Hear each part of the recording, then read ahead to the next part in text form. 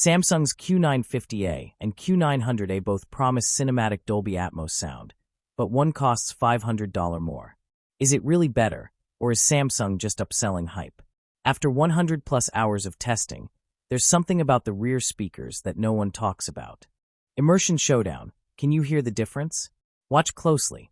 See that helicopter circling overhead?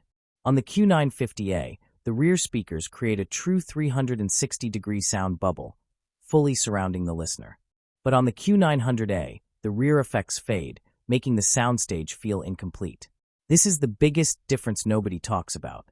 The Q950's rear speakers aren't just extra, they're essential.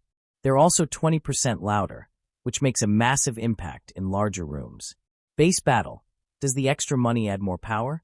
Both soundbars claim to deliver room-shaking bass, but there's a clear difference.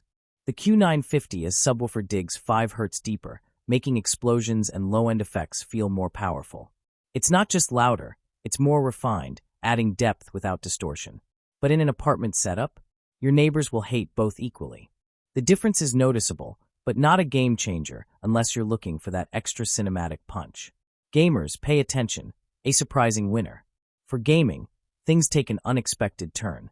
The Q900A actually has 12 milliseconds less audio lag, which might not seem like much, but for competitive gamers, every millisecond counts. Fast-paced shooters like Call of Duty or Fortnite demand precise audio cues. On the Q900A, gunshots and footsteps sync more accurately with on-screen action. For casual gaming, both are great, but if winning matters, the Q900A takes the lead. The hidden deal breaker. There's something Samsung won't tell you about the Q950A.